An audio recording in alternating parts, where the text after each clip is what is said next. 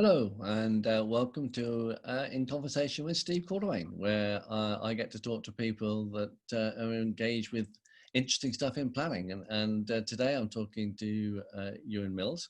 I first met Euan, I think, when he was working at Catapult, and talking with him about digital stuff and the way in which the planning system should embrace a new digital agenda.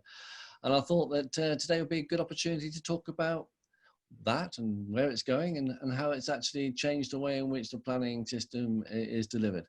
Euan worked, he's a background of architecture and urban design. He's worked for the GLA, he's been involved in neighbourhood planning, and he currently sits in the MHCLG, which is my old hunting ground, where he's helping them evolve a program for the digital future for planning linked to the white paper. But I'm going to start, Euan, by sort of reflecting back a bit on my own past. When I joined the planning department, there was one computer behind the admin, and I used to get a whole load of planning applications dumped to my inbox and be asked, really sort that out and work out what needs permission and what doesn't need permission. But since then, computers have helped the development management process, and of course, have always had stuff like flood areas and listed buildings, data on there for plan making. But perhaps, and welcome to this discussion, but perhaps you can sort of give us an insight as to what you think, how things have evolved since those days of yore when there was one steam-driven computer to the idea where there were loads of this stuff now and everybody uses it for their particularly their planning application stage. Thanks, Steve, and thanks so much for having me. Yeah, so I mean, it's interesting. I mean, it's tempting to say nothing has changed, but things have changed, right? Things have changed quite a lot, and I think kind of from the days that we used to get kind of planning applications as kind of paper documents in boxes, right? There's lots of stories about kind of planners receiving kind of boxes and boxes of information, and then having to write letters, etc. I mean, we are now in a very different world where we receive emails, right? If nothing else, emails have been kind of fundamental in changing the way that we actually kind of plan, and I mean every other sector. And we receive now, instead of receiving those huge boxes, we might receive a CD or a USB stick with all the design and access statements and all the other information. But interestingly, kind of while that change is quite transformative, it's not quite what we call digitization. I mean, it is it's an analog form of digitization. It's a little bit like what AutoCAD is to the drawing board, right? PDFs is just a new version of paper. And I think what we're trying to kind of do, and the way that we're trying to move, that other sectors have already moved, is one from where okay, we used to receive letters and paper kind of information, to one which today we receive emails and PDFs, to one where we're actually talking about a kind of data and APIs. Right, which is kind of it sounds a bit technical, but it's really kind of, it's quite simple when you think about it, which is moving to a system where we're actually, the information that we're taking in from these documents is actually data rather than kind of embedded in these kind of big documents. Kind of individual bits of information are easy to find, easy to search, very much following the steps of the World Wide Web, right, which is basically kind of moved us from a world where you can very easily search kind of and hyperlink things, right? So it's not the technology that we're talking about, that we're slowly moving into, isn't that the technology isn't new, right? It's been used in different sectors quite a lot, and the thing with planning is that it hasn't really evolved much into that world so far. So the bar is very low. Right? Small improvement will make a big difference. Let me pause you there, because one of the things that I'm often talked about, and to be fair, with other professions as well, is about the language we use and the language that planners might use, and then people who are sort of what I would call ITC experts, the sort of the computer experts, and sometimes the language doesn't doesn't gel. Well, because for a planner point of view, when we started to first embrace computers, it was about trying to help us do our job more easily. So it made sense to have, the plans submitted electronically, and it meant sense to have electronic filing systems and to have standard letters. If you were writing consultation letters, have a computer that churned them out regularly. So, way back from, a long way from people having typing pools. I mean, it sounds so archaic now, but the idea of computers helping planners do the processes that they knew they had to do, as opposed to what you've just been talking about there, which is sort of recognizing that there's so much more depth to the way in which information held digitally can be hyperlinked and referenced. I mean, let's sort of slow down a bit and say, well, in terms of the average planner, whether you're working in the planning authority or in private practice, how are they going to see their job made easier by a digital system in from 5 years ago to sort of next 5 years? If nothing else changes, I'm going to come to the white paper in a minute, but to say if nothing else changed, now how would their job have changed? Yeah. I mean, I think we're going to see incremental change. I mean, very much in the same way. How do you apply for a passport today, right? You fill out a form and you answer a bunch of questions, and it's all kind of that is all done in a digital way. Now you might say, well, that's the same way that we apply for a planning application, but it's actually not. Right? There's a big difference. It might look the same. You might be filling out a form in one case, in both cases. The difference is that with a digital system, the form itself will be tailored to what you're doing, right? So at the minute we have, I don't know how many different one app forms in terms of how you apply for planning permission, but the way that we're collecting planning application information is hasn't really been standardized, right? And we're not really collecting them in a way which makes that information searchable and usable by computers. So what that means is that we're still struggling a little bit. I mean, the reason most local authorities have a figure of about 50% applications they receive are invalid, right? That's a huge number of applications. Now that doesn't happen when you apply for a passport. You don't say, by the way, your application for a passport is actually invalid because you didn't provide us the right information, because the system itself is a bit smarter, right? It can, if you don't answer the question, if you don't provide information, it'll quite quickly go back to you and say, by the way, we do need this information, right? We do need to have this information, this particular format. So they start structuring that information in a way which is much more usable. So it's not like a bit like when I filled these forms in, and not necessarily passport forms, but forms where if you've missed out a piece of information, it suddenly highlights in red. You need to put your county in, or you need to absolutely. Yeah, absolutely. I mean, what's interesting is, for example, so today most planning applications go through systems like the planning portal, and it does do a certain level of this, but because the information is in an analog format, it's very easy to hack the system if you want. So we've heard lots of stories of how people upload blank documents, blank PDF documents called heritage statement. So it looks like the application can be validated by the officers. But in actual fact, you open, there's nothing there. There's no information there because the heritage statement hasn't been finished yet.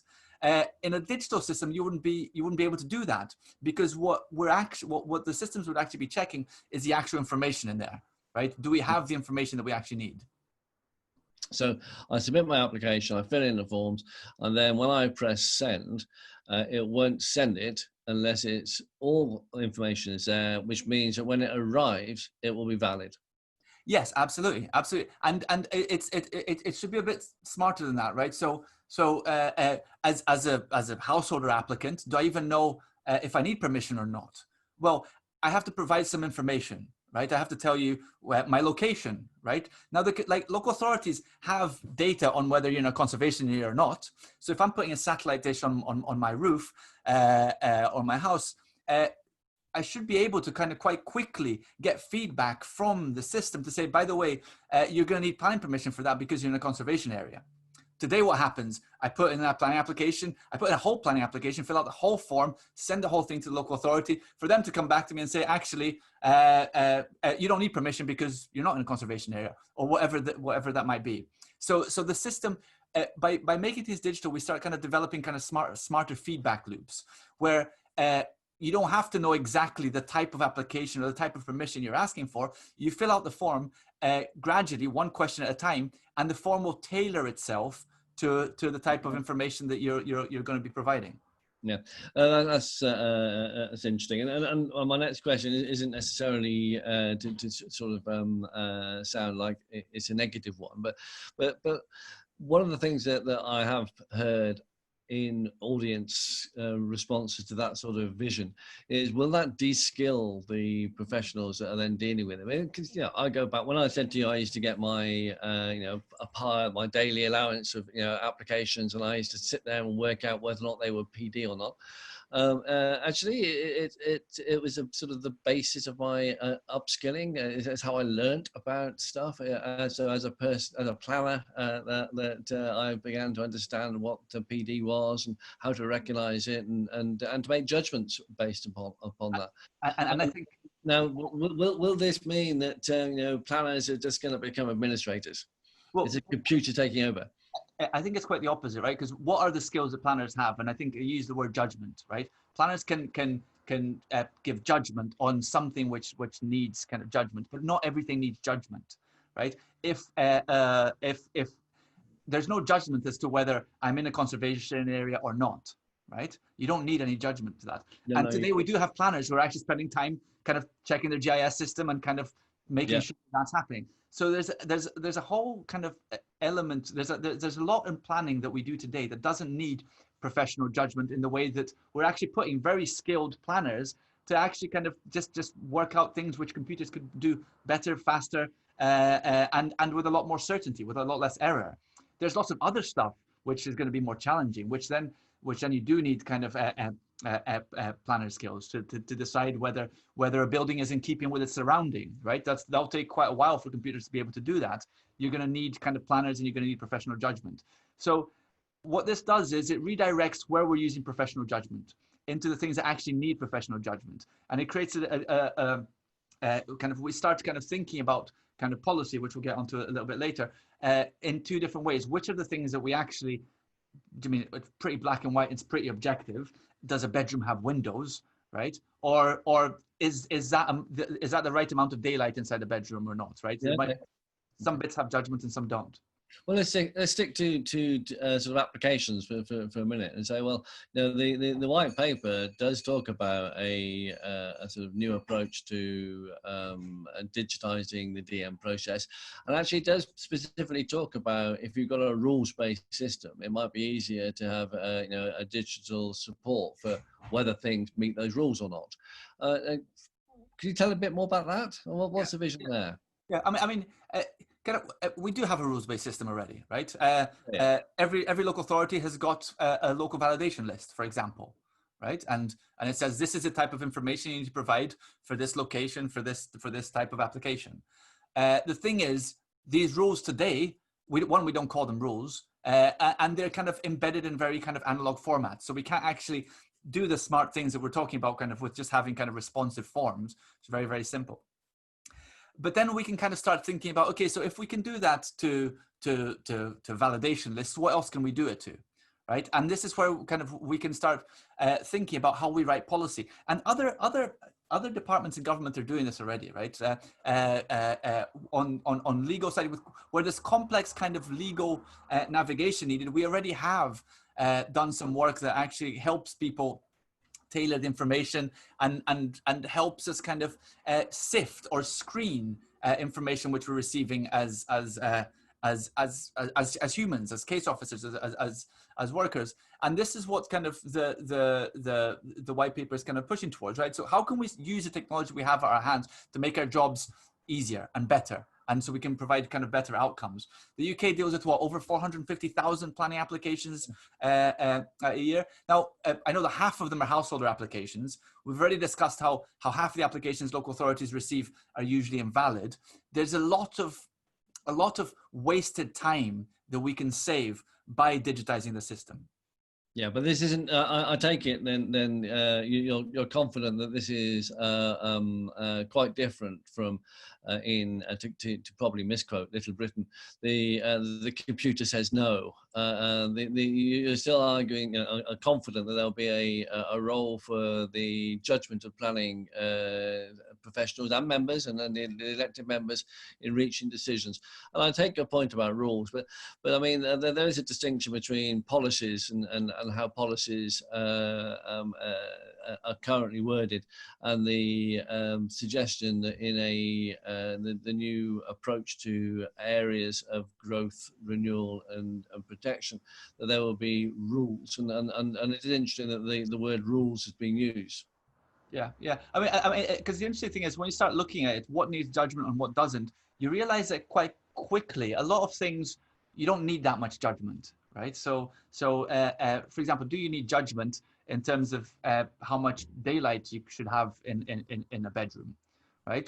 One could say yes, you do, but on the other hand, we have BRE guidelines that set kind of average daylight factor at 1% or 1.5%, depending on the type of room. So there is already a lot of research that kind of starts to reduce the amount of judgment that we actually need. I spent 6 years working as a design officer at the Greater London Authority, and quite often people say, well, design is all about judgment. But there's lots of very, very simple rules that you can apply to design. For example, if a flat is single aspect, you probably don't want it to have it much more than 7 meters deep, because then you're going to really struggle with air circulation and daylight. So even design, when you start breaking down what we call these policies into kind of smaller elements, we realize that a lot of it we can actually kind of start treating as rules, and we do anyway. But the thing today, we do that instinctively, and we call it judgment, right? And I think that's really what it is. A lot of the stuff that we call judgment is just our professional expertise and our instinct applying kind of our knowledge to in a rules-based format. And I think it's really important to make this a bit more explicit, because that's where we're going to start getting consistency. Like, I think the lack of consistency that we see a lot of kind of local kind of level kind of planning decisions comes down to the fact that professional judgment isn't spread equal. Like, well, I mean, one design officer might think that a certain home is good quality and the other one doesn't. We really shouldn't be having these debates when it comes down to some really important kind of factors. Okay, yeah. I mean, that paints quite a sort of an exciting, ambitious picture for development management applications. A long way from just having a process for sending out standard letters. It's a much more intelligent and data-based link. I can see you made the point about commonality of input of data information if you're going to try and read across. I know that. I mean, I've talked before about being quite excited by digitizing a planning system. Or someone once came back to me and said, well, what do I mean? And I think that I mean more than just having a process for dealing with planning applications more intelligently. I do think that there's scope for a more digital approach to plan making. And I want to try and move you on to talk about that and sort of the policy side. I think that, again, the white paper talks about having a digital map basis. I don't know whether I'm sure you have, ever tried to look on current local planning authorities' websites and try and find their local plan. And quite frankly, it's a nightmare. They're never held in the same order. They're never, you're never quite sure whether you're looking at the draft, or the actual final draft, or the document. And then there's all sorts of supplementary evidence and the like. And I can see that there's a problem with trying to get a consistent approach to sort of uploading this information. But that doesn't distract from my view that it's an exciting opportunity that if you've got all this information which is across the country available on flooding and list of buildings, areas of constraint, what is the ambition to sort of having a sort of bigger ambition for plan making across the country? Yeah. I mean, I think we touched a little bit on kind of how policy can be treated as rules a little bit, but I think there's a lot of stuff that we need to do first around local plans, which is just make sure that we index things properly, right? So that we can put things on the World Wide Web and find them. Now, there's a term, I don't know if you've come across, Steve, search engine optimization. right? Probably There's, can't, yeah. But I know what it means. professionals. It's not something not a phrase I've used often. It's considered an art, and it's incredibly valuable because it's basically working out how can you make information easily findable, right, on the web. And it's a huge industry because, of course, there's a lot of value if I type in Hackney local plan and the first thing I can see on my Google search is Hackney local plan, right? I'm not sure if that's currently the way, and that's to do with how we're putting this information online, right? And something as simple as there is no definitive list of local plans in the country, right? PINs have a list. Our MHCLG planning colleagues have got their list. Neither of them are too confident that theirs always up to date because we don't really have put the systems in place. So very simple things that we have to do around that in terms of just starting to kind of making sure that what information we're currently putting online already, we're putting it up in the right way. So we do know, so it becomes easy for me to Google a local authority's local plan, for me to work out which, if it's adopted or if it's not adopted, or if it's still an examination or a draft.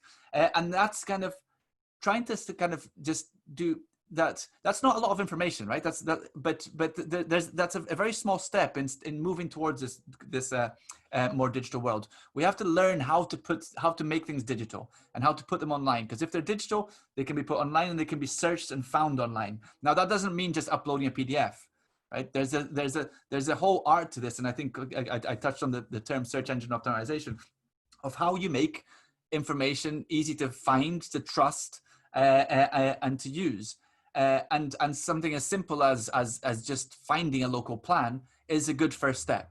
Once you can find your local plan, you might want to find individual policies, right? So once we've created a list of local plans, which anyone can use and know and trust, then we could start moving to thinking, okay, so can you find the relevant policies?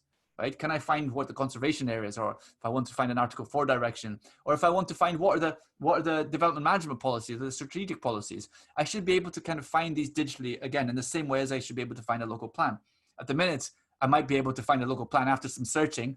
I don't know if that's the right local plan. I then have to download the document, and then I have to do a word search for householder or development management, whatever else it might be, to be able to find the relevant and this isn't new, right? So this is, I mean, we've got books have got ISBN numbers, right? So that's a unique reference number for every book, and it makes it easy to find and to search and to get some basic information about that book.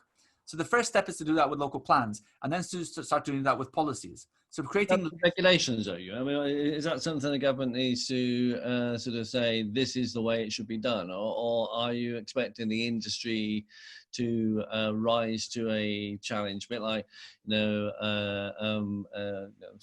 this sort of eventually the market finds a common platform?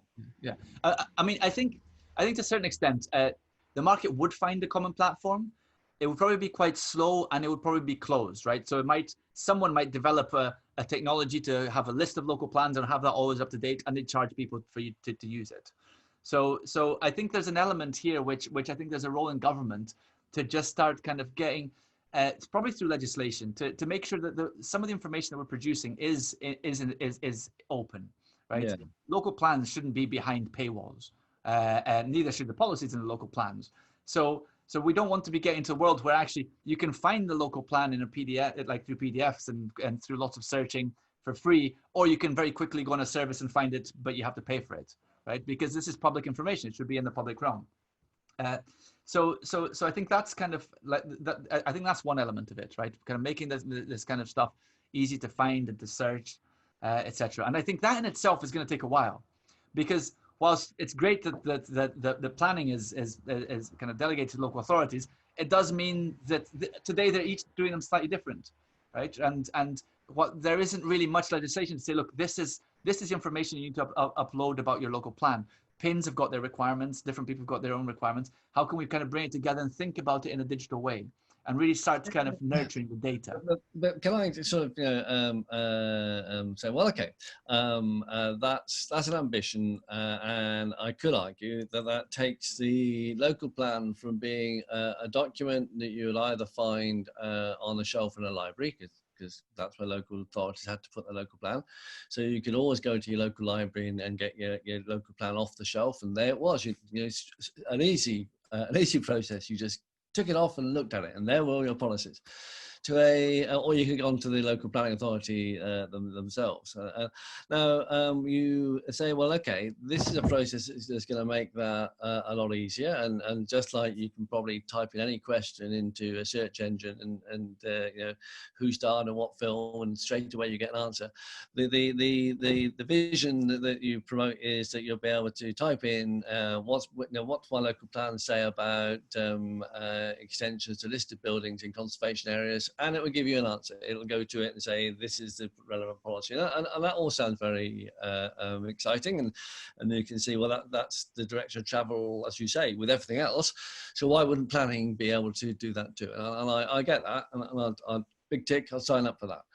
But there's a bit about is that ambitious enough? Because I mean, is there a bigger picture that sort of goes beyond just, you know, the local plan? Because in a way, that's still banking on the fact that every local authority will have a plan.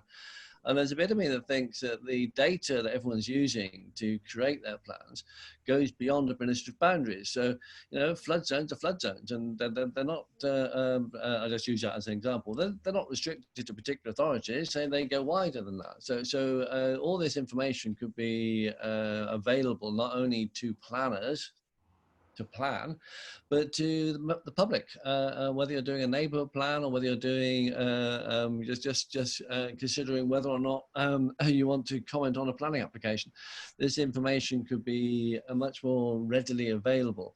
And so, I mean, I can see the whole of England being covered by tiers of information which relates to what I see as planning related matters, whether it be, you know, here be national parks, here be AOMBs, this is an area of an SSSI, or this is, you know, do it yourself. Tier this island with information, which then other people could use, and then it could also, they could model the way in which, say, future development might take place, because some of the larger scale development, if you're going to build a 1 million houses in the Oxford-Cambridge arc, that will have implications way beyond the Oxford-Cambridge arc, let alone in terms of you know, number of houses built, but the way the infrastructure works, utilities, the road network, the rail network.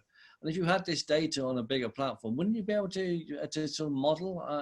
I'm not arguing or suggesting a plan for England, but you could certainly have planning for England on a bigger platform than just administrative boundaries. I mean, do you think that's an ambition that we can work towards? Yeah, so I mean, I think the great thing with digital, right, is that once, like all that we're trying to do is trying to make sure that the information that we produce already is in an accessible way online, right? What you do with it now is completely. I mean, it's like a thousand flowers bloom. Like there's lots of different uses. The thing is, there's a lot of data there, right? There's a lot of information that needs to be done. So it's more than a lifetime project to try and digitize everything in the built environment, right? I often joke about the paragraph in Jane Jacobs that she describes the ballet on the street, right? This dance. Yeah. I'm always thinking about, okay, at what point will we be able to kind of describe that in knots and ones, right? What point? What is the algorithm that'll be able to describe that ballet? And I think at some point we'll be able to get there, but places are incredibly complex, and I think it's going to be a very kind of slow process. On the modeling side, I mean, so we already do really kind of decent modeling with kind of traffic and transport, right? We've got good models that use available data and predict kind of impact. Now, absolutely, there's no reason why we can't do that with lots of other things. I mean, we do that with wind, right? With wind tunneling, we kind of predict what the impact is. Interestingly, though, quite often we get it wrong, right? And but the interesting bit here with modeling is, I think, what this new kind of world we're slowly moving towards, it gives us the opportunity to start validating our assumptions, which is something we very rarely do in planning.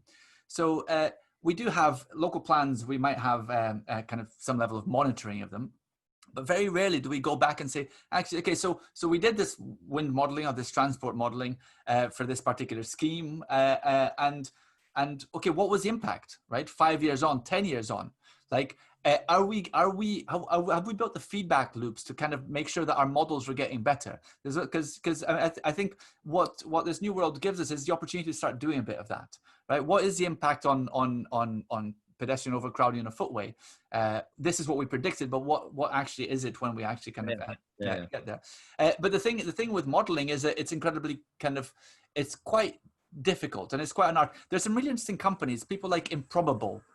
It's actually a British company that came up with an agent-based model.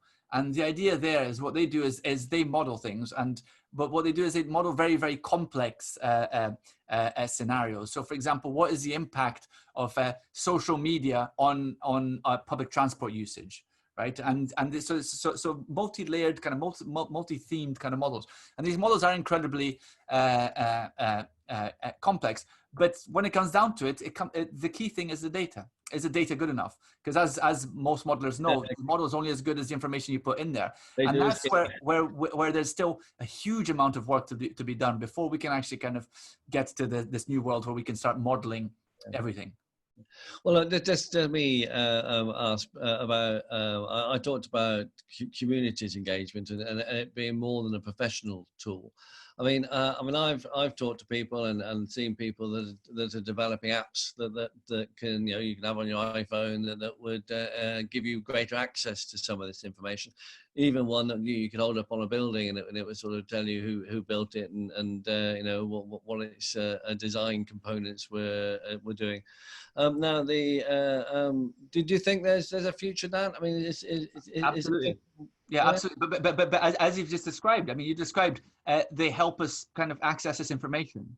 There's a future there only if we fix the information. We need to fix the foundation of a digital world, which is fixing the data, right? So in a way, kind of, we often talk about kind of these different layers, right? There's similar to buildings, right? We need to get the foundations right. We need to make sure that they're solid so we can build the platforms and the services on top of that.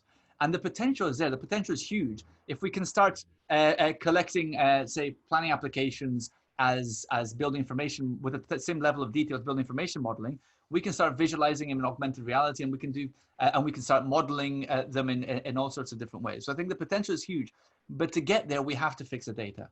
And this is why kind of the work the Digital Land team are doing in MHCRG, I think is so important, because it's not the most glamorous bit of technology or digitization. It's not about augmented reality or artificial intelligence. It's about fixing the data. And that's where the role of government comes in. How can we what are the standards that we need to create to kind of let the markets kind of start delivering all these amazing services? So do you think that's is that the sort of like the number one sort of barrier or issue to be resolved before we can really make progress? Yeah, I think that's the number one outcome that we need to get to. We need to have good data, but getting there, there's barriers to that, right? And I think that's kind of where it's quite complex. I mean, cultural barriers, for example, the most kind of first one. You speak to a planner, and most planners say, "Okay, so what data do you deal with?" So, well, I don't really deal with data, right? And I heard the expression recently. You speak to planners about data is like talking to fish about water. Like, planners are dealing with data every single day. And there's a lot of data in the planning system, but most planners wouldn't be able to identify that.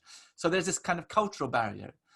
Also, when you speak about digitization and technology to a lot of the planning sector, they're thinking about artificial intelligence, augmented reality, rather than actually about kind of these much more kind of fundamental building blocks, which is data. And then there's issues kind of around kind of the technologies and that we are currently using, right? So we kind of like, there's a lot of in this great move that we said in the beginning of our conversation, from paper to letters to PDF and email, we actually built a lot of technology, and a lot of us are kind of slightly stuck with these technologies, right? There's a lot of kind of legacy systems that we depend on, that we built kind of our whole kind of system on, which isn't really kind of fit for purpose for this kind of proper kind of data-driven planning world. So that's another kind of big barrier that I think we need to kind of somehow address. And again, it's a kind of thing. Lawyers said that you would never be able to, when digitization was happening in the legal profession, when emails came around, they said, well, you can never actually take an email to court, right? You can actually use an email in court. You need to have letters. I mean, the profession kind of eventually came around, and I think we have to start kind of doing that to the planning world as well. And then, of course, there's money, right? These things kind of cost money. You have to innovate, and you have to experiment, and you have to be open to getting things wrong. in the digital world. And I think this is the one thing that kind of really good people who work in digital are used to kind of treating problems in very small ways and testing things and trying things out rather than actually because it's not just about money, it's about how you put money into this. You don't want to just spend a lot of money on building one big centralized software system, because you end up kind of building these monoliths that can't actually evolve and innovate. And I think the critical thing with technology is that it's always changing. So once you know it's always changing, it's really important that the way that we invest in technology is aware that we don't know what's going to be happening in 5 years' time and 10 years' time. So we always got to be working very much and thinking, well, how can we future-proof whatever work we're actually doing? Yeah. Okay. You know, that's been fascinating. And I mean, just a final question. I mean, you know, listen to you say there about, you know, we don't know what's going to happen in 5 or 10 years' time. Then I mean, in terms of a timescale for this sort of new vision, I mean, one could conclude from what you just said is there isn't one. It's just going to be a continuous rolling program, and things will just continually evolve. And we will never sort of like arrive at this new digital place. I mean, is that probably a fair conclusion? I mean, to a certain extent, but there's some things that we can do, right? I mean, it's very tangible for us to be able to have our local plans and our policies in a map-based interactive way, right? So we should be able to get there within 5 years, for example, right? To have it's going to be a slow process, and there's going to be barriers, and it's quite and people working with digital transformation are always very reticent of actually kind of putting deadlines, but we'll be able to make a huge progress in the next 5 years if the wind's with us, and we'll be able to be in a very different world. So hopefully in 5 years' time we can have this conversation again and see how far have we actually got. I don't think we're going to be having kind of artificial intelligence models, etc., but hopefully we'll be able to find things. We'll be able to have things online properly, and we'll be able to build forms and services which respond to the type of information that we actually have to put there. So I think in the short term, I think we have to be relatively humble about what we can achieve and try and achieve that. And yeah, who knows what the future holds. Euan, that's a perfect place to sort of end this conversation. Can I just say thank you very much for spending time talking to me about this. I think that I've always been very enthusiastic about this particular agenda. And there are times that I've wondered, I'm not entirely sure what I'm enthusiastic about. And having finished this conversation, I'm not entirely sure I know the answer to that either. But that's a good thing, because one of the things that it has shone a light on it is that this is such an ambitious program, such a challenging program, but also one which, if we embrace, could make a huge difference. Euan, thank you very much for spending time with me, and it's been a pleasure to talk to you. Thanks so much, Steve.